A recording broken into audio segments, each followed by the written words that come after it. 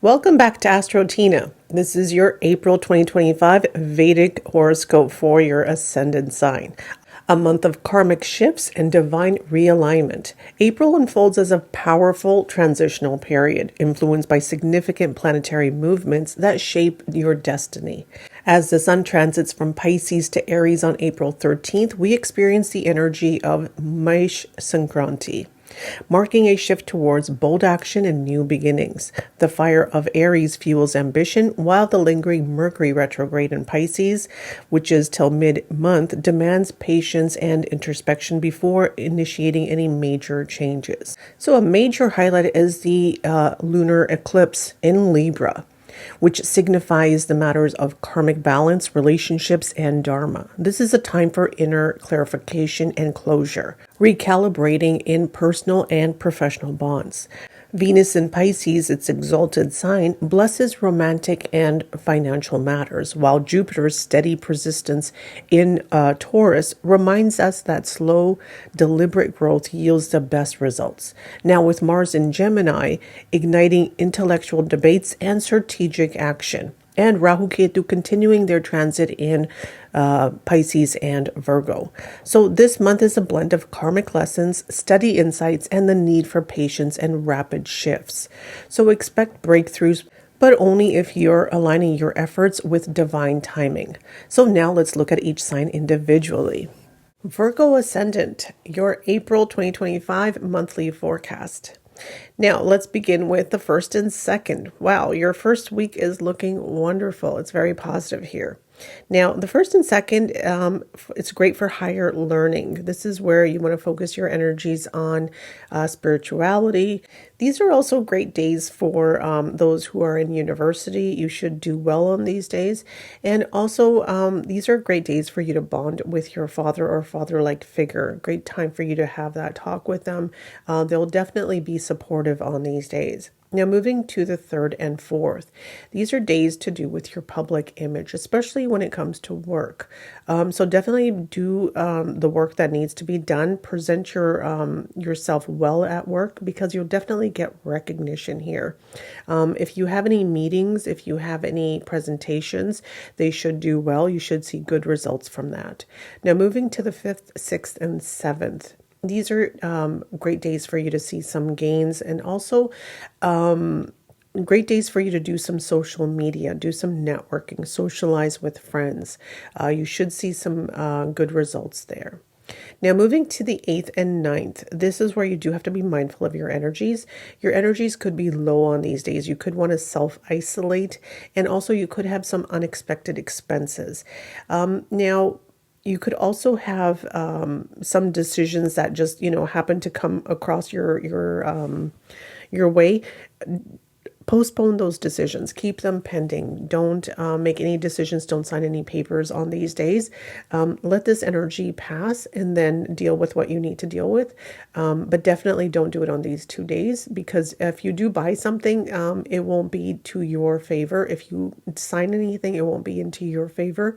And this low energy kind of creates this atmosphere where you don't feel like you're being supported. So you won't be feeling your best on these 2 days. So, lay low, let this energy pass. Now, moving on to the 10th, 11th, and 12th. These are, good positive days. This is where you want to focus your energies on yourself. Do some self-reflecting, do some rejuvenation, whether it's spiritually, whether it's physically. Focus your energies on you. Give yourself some time. Now, moving to the 13th and 14th, this is your money days. This is where the money flow is coming in. This is a great time to manifest money, and you'll see that you have money in your wallet more than usual on these days. Now, if you need to borrow money, great time to ask. And if you've lent out money, this is a great time to get that money back, because you'll have less resistance as the money energy is working for you on these days. Now, moving to the 15th, 16th, and 17th. These are great days for you to do some local trip traveling. You could spend some time with your siblings. You should have a great time at that. Again, very positive energies. And then on the 18th and 19th, this is where you're happy at home. The home environment is very loving and very supportive on these days. If you want to connect with your mother, spend some time, bond with your mother, great days for that because the energies are very much in sync here with your mother. So basically, when we're looking from the 10th to actually the 22nd, the energies are very positive, very favorable. And then you have a few days where you do have to be mindful. Now, moving forward to the 20th, 21st, and 22nd, again, very positive energies. For those of you who have kids, this is a time where you want to spend some time with your kids because you definitely will bond with them. They'll be very receptive to you here. You'll have a really good time of it. And for those of you who don't have kids, great time for you to do something where, you're seeking pleasure, the enjoyment of life. So, enjoy yourself, enjoy these 3 days because the energy is very supportive. It's a very happy energy. Now, moving on to the 23rd and 24th, this is where you do have to be mindful of your energies as you could have issues related to health, debt, disputes. And also if you have court cases, these are days that are not favorable. The results will not be in your favor. And you'll definitely have a hard time of it. So definitely, don't do anything on these days that, any results coming to you, you don't want it coming to you on these days as it won't be in your favor. So you have 8 days here which are not in your favor. The rest of the days are your days, so make the most of those energies. And also, the energies here are very irritated. So, keep your energies, be mindful of your energies and be mindful of the energies around you. You'll see that the energies also around you are irritated, so you could easily get into an argument with someone. So just be mindful and let this energy pass. Now, moving on to the 25th and 26th. These are your honey days. These are great days for you, especially if you're married. If you're in partnership, this is where you'll find that you'll easily bond with your spouse here, your partner here. So make the most of this energy, do something together and, build your bond, make it strong. Now, moving on to the 27th and 28th. This is where you do have to be mindful of your energies. They could be stressed. Now, whether it's to do with your in-laws, whether it's to do with finances, you do have a lot going on, Virgo, because your 7th house is very highlighted. You do have a stellium happening in your 7th house of partnership. So you do have a lot going on. So the 27th and 28th are stressful. I would say this month, be mindful of partnerships.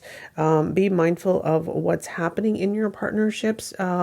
Make sure you're looking at things for what they are. If you're in business, be mindful of, your relationship with your clients as well, as you could see someone trying to take advantage of you. You could also see that, somebody's trying to cheat you in some way, whether it's finances, whether it's love, whether it's, anything to do with the other party. So just be mindful.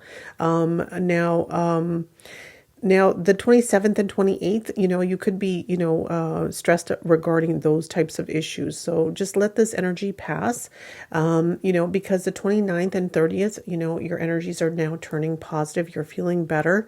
You're looking more towards spirituality and the lighter part of life here. So Virgo, you do have to be mindful of your caution days, which is the 8th, 9th, 23rd, 24th, 27th, and 28th. On these days, you will not be feeling your best. The energies around you will not be supportive. If you're making decisions, they will not be in your favor and you could get taken advantage of here. So be mindful of your energies on these days. The rest of the month is your month. So, make the most of the month because it's a great month for you. You do have a lot of good, positive days. Now, your money days are the 13th and 14th. Money flow should be great on these days. If you're trying to learn about the markets, then the 20th, 21st, and 22nd, great days for you to learn about the markets. If you're already in the markets, then the 5th, 6th, and 7th are great days for you to invest further. Again, this is not financial advice. contact a professional for that. Now, for those of you who are in relationships, then the 25th and 26th are great days for you to bond with your significant other. If you're single, then the 20th, 21st, and 22nd, great days for you to, go on that date and connect with someone. If you're in school, learning days for you are the 20th, 21st, and 22nd. Great days. These are great mental days, okay? So your mental energy will be very sharp, very focused on these days. So good time for you to do some studying. Now, the 10th, 11th, and 12th, these are your rest days, okay, Virgo? So take the time for yourself, okay? Recharge your battery, rejuvenate yourself, rest, relax, and reflect. Do some self-reflecting and regain your strength. So there you go, Virgo. That was your April 2025 monthly forecast. Please don't forget to like, comment, share, and subscribe, as your support is greatly appreciated. Thank you so much for watching today.